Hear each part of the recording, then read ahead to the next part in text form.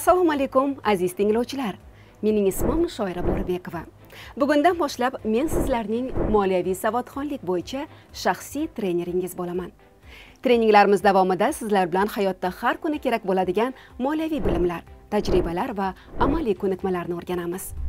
Bu bilimlar sizga moliyaviy mustahkamlikka erishish, daromad va xarajatlaringizni oqilona boshqarish hamda ertangi kun uchun to'g'ri qarorlar qabul qilishda katta yordam beradi.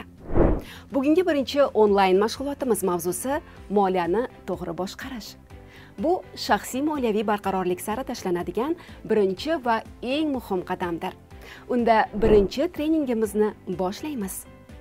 Keling, bugungi darsimizni shunday savoldan boshlaymiz. Nega shaxsiy moliyani to'g'ri boshqarish bugungi kunda har bir inson uchun muhim? Javob aslida juda sodda, lekin juda chuqur. Moliyaviy muvaffaqiyat katta pul topishda emas, borini oqilona boshqara bilishda. Ko'pchilik o'ylaydi, mablag'im yetarli bo'lsa, hammasi o'z-o'zidan hal bo'ladi. Lekin amalda qancha daromad olmaylik, agar uni to'g'ri boshqarmasak, u yetarli bo'lmaydi. Aksincha, mablag' oz bo'lsa-da, uni reja asosida sarflashni, ortiqchadan qochishni va maqsad sari yo'naltirishni bilsak, biz moliyaviy erkinlikka qadam qo'ygan bo'lamiz. Bugungi darsimiz ana shu asosiy g'oyaga bag'ishlangan. Biz siz bilan birgalikda moliyaviy savodxonlik nima ekanini o'rganamiz. Shaxsiy byudjet qanday tuzilish haqida gaplashamiz.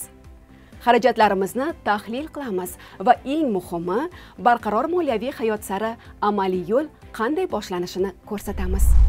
Esda tutishimiz kerak. Mablag' ko'p bo'lishi bu imkoniyat, ammo u bilan nima qilishni bilish bu san'at. Ha, endi do'stlar, ushbu bilimlarni hayotga joriy qilish vaqti keldi. Shu paytgacha shaxsiy moliya degan tushunchani eshitgan bo'lsangiz kerak, lekin asl ma'noda u nima? Javob quyidagicha. Shaxsiy moliya bu insonning o'z daromadi, xarajati, qarzi va jamg'armasi ustidan oqilona nazorat o'rnatishi. Ya'ni bir oyda qancha pul kirim, qanchasi chiqim bo'lishi, qanchasi jamg'armalanishi, bularning barchasini bilish, rejalashtirish va boshqarish demakdir. Bir qarashda oddiy tushuncha, lekin bu oddiylik hayotimizda juda katta farq yaratadi. Endi savol: nega bu muhim? Keling, bevosita hayot misollari orqali javob beramiz. Agar siz pulning qayerga sarflanayotganini bilib tursangiz, bu nazorat.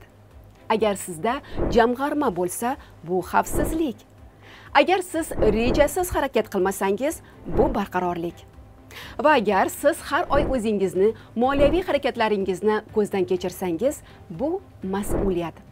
Endi do'stlar, moliyaviy hayotimizning eng asosiy tushunchalariga yetib keldik. Daromad va xarajat. Shaxsiy moliyani boshqarishni o'rganmoqchimisiz? Demak, avval shu ikki so'zning ma'nosini to'g'ri tushunib olish kerak. Chunki bular har kuni hayotimizda uchraydigan, lekin ko'pincha e'tibordan chetda qoladigan tushunchalar. Daromad nima? Ba'zi odamlar shunday deb o'ylaydi. Men faqat bir joyda ishlayman, demak, shugina mening daromadim. Ammo yo'q. Daromad bu sizga kelayotgan har qanday pul. Masalan, doimiy yoki vaqtinchalik ish haqi, pensiya yoki nafaqa, davlatdan olinadigan moddiy yordamlar, uyda qo'l mehnati bilan qilinadigan xizmatlar, masalan, tikish-bichish, pishirish, enagalik yoki bir martalik ishlar. Har qanday rasmiy yoki norasmiy, doimiy yoki vaqtinchalik. Agar siz bu pulni boshqara olsangiz, u sizning daromadingizdir. Endi xarajat haqida gaplashamiz. Ha, bu siz har kuni, har oyda, ba'zan har soatda amalga oshiradigan pul sarflaridir. Nimalarga sarflaymiz? Masalan, oziq-ovqat, gaz, chiroq, suv, internet, dori-darmon, farzandlar uchun maktab yoki kontrakt to'lovlari, kiyim-kechak va yana ko'plab kerakli narsalar. Endi eng muhim nuqta. Daromad va xarajat o'rtasidagi balans. Bu har bir oilaning moliyaviy salomatligi demakdir. Daromadimiz kam bo'lishi mumkin, lekin agar biz xarajatni nazorat qilsak, har oy yakunida baraka bo'ladi. Aks holda qancha ko'p pul kelmasin, u o'zini o'zi yo'q qiladi. Shuning uchun hozirdan boshlab birgalikda o'ylashni boshlaymiz. Qachon, qayerdan pul kelmoqda va qayerga ketmoqda? Mana shu savollarga javob topish orqali shaxsiy moliyaviy nazorat boshlanadi. Azizlar, endi yana bir hayotga yaqin masalaga o'tamiz. Bu moliyaviy rejalashtirish. Aytingchi, biror marta oy boshida pul bor edi, qayerga ketdi degan savolni o'ylab qolganmisiz? Moliyaviy rejalashtirish bu faqat qancha sarfladim deb hisoblash emas, bu oldindan o'ylab, ongli harakat qilish demakdir. Va buni biz 3 bosqichda o'rganamiz. Kunlik, haftalik va oylik reja. Kunlik rejalashtirish. Har kun uchun xarajat miqdorini oldindan belgilab oling. Masalan, bozorga chiqyapsizmi? Xaltaga har narsani solavermang. Undan ko'ra o'ylang. Menga nima kerak? Qancha so'mdan oshmaslikni bilsangiz, ortiqcha sarfni ham, pushaymonlikni ham kamaytiribsiz. Haftalik rejalashtirish. Har haftaning boshida oilaviy ehtiyojlar ro'yxatini tuzing.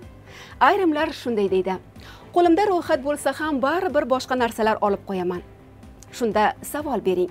Bu narsa menga kerakmi yoki ko'zimga yoqdimi? Haftalik ro'yxat bu sarf xarajatdagi intizom demakdir. Oylik rejalashtirish. Maosh oldingizmi? Darhol majburiy to'lovlar, kommunal xizmatlar, ijara, kredit kabilarni hisob qiling. Va yana bir muhim odat: jamg'arma uchun alohida mablag' ajrating. Hatto 10-20 ming so'm bo'lsa ham, bu o'zingizga bo'lgan hurmatning ifodasidir. Aziz tinglovchilar, daromadimiz qancha bo'lishidan qat'iy nazar, jamg'arma qilish bu barqaror va xavotirsiz hayot sari tashlangan ilk va eng muhim qadamdir. Lekin ko'pchilikda shunday savollar paydo bo'ladi. Qachon jamg'arsam bo'ladi? Qanchasidan boshlasam arziydi? Qanday usul menga to'g'ri keladi? Hozir shu savollarga javob beramiz va eng sodda, amalda sinab ko'rilgan jamg'arma usullari bilan tanishamiz. 6 ko'za usuli. Bu mablag'ni 6 qismga taqsimlash orqali hayotda moliyaviy, shaxsiy va ijtimoiy muvozanatni ta'minlashga qaratilgan oqilona yondashuv hisoblanadi. Ushbu modelda inson har oyda topgan daromadini quyidagi tartibda taqsimlaydi. 55% kundalik ehtiyojlar uchun, oziq-ovqat, to'lovlar, kiyim-kechak va hokazo. 10% jamg'arma uchun, kutilmagan holatlar yoki kelajakdagi katta xarajatlar. 10% ta'lim uchun, shaxsiy rivojlanish, bolalar o'quv xarajatlari va kurslar. 10% hordiq va taom uchun, ruhiy barqarorlik va hayotdan zavq olish. 10% investitsiya uchun, kelajakda daromad keltiradigan loyihalar. 5% xayriya uchun, ijtimoiy mas'uliyat va barakaga bo'lgan ishonch. Avval o'ziga to'lash usuli. Bu juda oddiy, lekin juda foydali qoida. Maosh oldingizmi? Avval o'z kelajagingiz uchun 10-20% mablag'ni ajrating. Undan keyingina boshqa xarajatlar. Ko'pincha biz avval boshqalarga, keyin o'zimga deb yashaymiz. Lekin moliyaviy barqarorlik aynan aksincha yondashuv bilan boshlanadi. Konvert usuli. Har bir xarajat turi uchun alohida konvert tayyorlanadi. Oziq-ovqat, dori-darmon, bolalar ehtiyojlari, uy to'lovlari, jamg'arma. Bu usul sizga sarflarni vizual ko'rinishda tushunish, nazorat qilish va o'z ustingizda ishlash imkonini beradi. 50-30-20 qoidasi. Bunda 50% ehtiyojlar uchun, 30% shaxsiy xohishlar, hordiq va ko'ngil ochar xarajatlar, 20% jamg'arma uchun. Bu usul moliyaviy muvozanatni saqlashda yordam beradi. Kichik jamg'arma odati. Har kuni 20-30 ming so'm kabi kichik miqdorda jamg'aring. Bu na og'ir, na qiyin, lekin intizomli odat shakllantiriladi. Oy yakunida siz men jamg'ara olaman degan ishonchga ega bo'lasiz. Avtomatik jamg'arma. Bank ilovalari orqali har oy belgilangan miqdorda mablag'ni avtomatik ravishda jamg'arma hisobingizga o'tkazish. Bu unutilgan jamg'arma, lekin ishoning, har oy oxirida siz o'zingizdan minnatdor bo'lasiz. Jamg'armaning yana bir samarali ko'rinishi maqsadli jamg'armadir. Chunki hayotda aniq maqsadsiz jamg'arish bu juda qiyin. Masalan, farzandingiz ta'limi uchun mablag' yig'ish, shaxsiy tadbirkorlikni boshlash, orzudagi sayohat yoki ta'tilga chiqish, uy ta'miri yoki maishiy texnika sotib olish. Aniq maqsad jamg'arma jarayonini osonlashtiradi va insonni o'z harakatlariga ishonch bilan yetaklaydi. Bunday yondashuvda har bir so'm kelajakka qadam sifatida qabul qilinadi. Azizlarim, Jamg'arish bu faqat pul yig'ish emas. Jamg'arilgan mablag'ni qayerda, qanday saqlash ham juda muhim hisoblanadi. Chunki har qanday mablag' xavfsiz va oqilona saqlanmasa, u tezda yo'qolishi yoki qadrsizlanishi mumkin. Bugungi kunda hayotimizda eng ko'p uchraydigan va turli ehtiyojlarga mos keladigan jamg'armani saqlash usullari bilan tanishamiz. Chorva mollari, ayniqsa qishloq joylarda bu eng an'anaviy va foydali usullardan biri. Qo'y, mol, tovuq nafaqat oziq-ovqat manbai, balki tabiiy ravishda qiymatini oshiradigan aktiv hisoblanadi. Yaxshi parvarish qilinsa, jamg'arma emas, kelajakdagi uzluksiz daromad. Qimmatbaho metallar, oltin, kumush kabi metallar inflyatsiyadan qo'rqmaydi. Ular yillar o'tsa ham qadrini yo'qotmaydi. Shuning uchun an'anaviy va likvid aktiv sifatida e'tirof etiladi. Bank omonatlari. Hozirgi kunda bu eng xavfsiz va shaffof usullardan biri desak ham bo'ladi. Siz omonatingizni muddatli yoki talab qilib olinadigan shaklda saqlashingiz mumkin. Eng yaxshi tomoni, u jamg'armagina emas, foiz orqali ko'payuvchi moliyaviy vosita hamdir. Xorijiy valyutada saqlash. Ayrim kishilar dollar, yevro kabi xorijiy valyutalarda jamg'arishni ma'qul ko'radi. Biroq xorijiy valyutalardagi kurs o'zgarishlari, valyuta tebranishlari ba'zan kutilmagan yo'qotishlarga olib kelishi mumkin. Shuning uchun bunday jamg'arma usulini tanlashda tahlilga asoslangan yondashuv, ehtiyotkorlik va aniq moliyaviy reja albatta zarur hisoblanadi. Ko'chmas mulk, yer va uy-joylar katta mablag' talab qiladi. Ko'chmas mulk bu faqat yashash joyi emas, balki kelajak uchun kapitaldir. Xulosa qilganda, har bir usulning o'z afzalligi va xavflari bor. Shuning uchun azizlar, jamg'armani qayerda saqlashni tanlayotganda o'z imkoniyatingizni, hududiy sharoitni va maqsadingizni hisobga oling. Eng muhimi, jamg'arma bor joyda kelajakka ishonch paydo bo'ladi. Azizlarim, hayot har doim ham bir xil bo'lavermaydi. Ba'zan kutilmagan holatlar chiqib qoladi. Kasal bo'lish, telefonimizning buzilishi, ishsiz qolish yoki kutilmagan to'lovlar. Ana shunday vaziyatlarda endi nima qilaman degandan ko'ra, oldindan tayyorgarlik ko'rib qo'yilgani yaxshiroq, to'g'rimi? Shuning uchun ham bugun biz moliyaviy yostiqcha tushunchasi haqida gaplashamiz. Bu tushuncha siz uchun yangi bo'lishi mumkin, lekin hayotda juda kerakli. Moliyaviy yostiqcha nima? Bu kutilmagan holatlar uchun oldindan yig'ilgan, faqat zaruratda ishlatiladigan zaxira pul. Har bir inson, har bir oilada shunday mablag' bo'lishi kerak. Bu o'zingizni himoya qilishning eng oddiy, lekin samarali usuli. Moliyaviy yostiqcha qancha bo'lishi kerak? Hech bo'lmasa sizning va oilangizning 3-6 oylik majburiy xarajatlarini qoplaydigan miqdorda. Masalan, oziq-ovqat, kommunal to'lovlar, dori-darmon, ijara, nimalarsiz kun o'tmaydi. Shu xarajatlarni hisobga oling. Moliyaviy yostiqcha qachon kerak bo'ladi?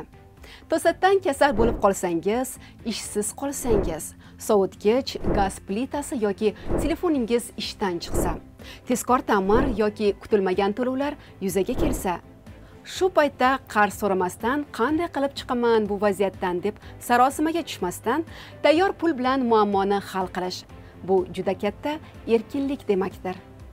Moliyaviy yostiqchani qayerda saqlash mumkin? Uyda, alohida konvertda, bank kartasida yoki jamg'arma hisobingizda. Bu mablag'ni har kuni ishlatish uchun emas, balki hayot sinoviga chaqirganda yordamga yetib kelishi uchun saqlanadi. Xulosa qilib aytganda, moliyaviy yostiqcha bu kelajakda nima bo'lishidan qat'iy nazar o'zingizni himoya qilishga tayyor holda yashash madaniyatidir. Hurmatli tinglovchilar, e'tibor bering. Shaxsiy moliyaviy barqarorlikka erishish uchun faqat xarajatni qisqartirish yetarli emas. Ha, xarajatni kamaytirish yaxshi odat, lekin buning o'zi bilan cheklanib qolmaslik kerak. Chunki moliyaviy barqarorlikning asosiy qoidasi daromad manbalarini ko'paytirish. Boshqacha qilib aytganda, pul sizga faqat bir joydan emas, turli tomonlardan kelishi kerak. Uy sharoitida amalga oshiriladigan faoliyatlar. Har birimizda qaysidir sohada tajriba, ko'nikma, mahorat bor. Undan oqilona foydalanishni biling. Masalan, tikuvchilik, taom tayyorlash va buyurtmaga yetkazish, repetitorlik, tomorqada sabzavot yetishtirib sotish. Bu ishlar uchun katta sarmoya shart emas. boshlash uchun niyat va harakat yetarli. Qo'l mehnatiga asoslangan mahsulotlar. Agar sizda hunarmandchilikka ishtiyoq bo'lsa, bu yo'nalish juda keng. Qo'l mehnati yordamida tayyorlanadigan sovg'alar, zardozlik, to'quvchilik, gilam va mato buyumlari, milliy o'yinchoqlar kabi mahalliy buyumlar. Bu sizga faqat pul topish emas, balki ijodiy qoniqish ham beradi. Mahallada xizmat ko'rsatish faoliyatlari. Bu o'zingizga yaqin bo'lgan mahallalarda talab bo'lgan xizmatlarni amalga oshirish imkoniyati. Enagalik yoki qariyalarga qarash, uy tozalash, yuvish va pishirishda yordam. Santexnik, elektrik xizmatlari, ta'mir ishlari. Bunday xizmatlarga ehtiyoj doim bo'ladi. Agar siz ishonchli, mas'uliyatli bo'lsangiz, daromad ham doimiy bo'ladi. Xulosa qilganda, qo'shimcha daromad bu shunchaki mablag' emas. Bu insonning faolligi, harakatchanligi va eng muhimi o'ziga ishonchi. Daromad topish uchun imkon izlanmaydi, yaratiladi. Azizlar, keling, biroz o'ylab ko'raylik. Pulni ko'paytirish uchun nima kerak? Agar kundalik moliyaviy odatlarimiz oqilona bo'lsa, mablag' o'z-o'zidan boshqariladi. Aksincha bo'lsa, qancha pul topmaylik, u ketib qoladi. Shu sabab, keling, avvalo moliyaviy xatolarni ko'rib chiqamiz. Balki ularning ichida o'zimizga xoslar ham bordir. Xarajatlarni yozmaslik, oy oxirida qayerga ketdi bu pullar degan savol afsuski hech qanday javobsiz qoladi. Rejasiz, hissiyotga berilgancha xarid qilish bu eng keng tarqalgan xatolardan. Jamg'armaning yo'qligi, kutilmagan holatlarda himoyasiz qolish. Qarz olishda shoshilinchlik, qaytarish rejasi haqida o'ylamasdan pul olish. Faqat bitta daromad manbaiga bog'liq bo'lish bu xavfli. Endi shunga qarshi qanday to'g'ri odatlar bo'lishi kerak? Har bir daromad va xarajatni yozib borish bu nazorat demak. Oilaviy byudjet tuzish, hamjihatlik va moliyaviy intizomni ta'minlaydi. Jamg'arma qilish bu odat bo'lsa, ertangiz tinch. Qarzga javobgarlik bilan yondoshish. Qancha, nima uchun, qachon qaytaraman degan savollarsiz qarzga qadam bosmang. Maqsad qo'yish va unga birma-bir erishish. Azizlar, shunday qilib haqiqiy moliyaviy barqarorlik million so'mlarda emas, balki har kunlik xulq-atvor va odatlarda yotadi. Kimki bu bilimlarni hayotga izchil tatbiq eta olsa, u albatta o'zining iqtisodiy holatini yaxshilaydi. Shuni unutmang, do'stlar, moliyaviy barqarorlik faqat puli ko'p insonlar emas. U o'z puliga mas'uliyat bilan qaragan, har kuni to'g'ri odatlar bilan yashashga intilgan har bir insonning haqqidir. Bugun biz birga shu yo'lda ilk qadamni tashladik. Endi esa bu bilimlarni amalda tatbiq etish navbati sizda. Men bugun sizning yo'lboshchingiz bo'ldim deb o'ylayman. Shoira Bo'ribekova, moliyaviy savodxonlik bo'yicha treneringiz. E'tiboringiz uchun cheksiz minnatdorchilik bildiraman. Kelgusi darslarda ko'rishguncha salomat bo'ling.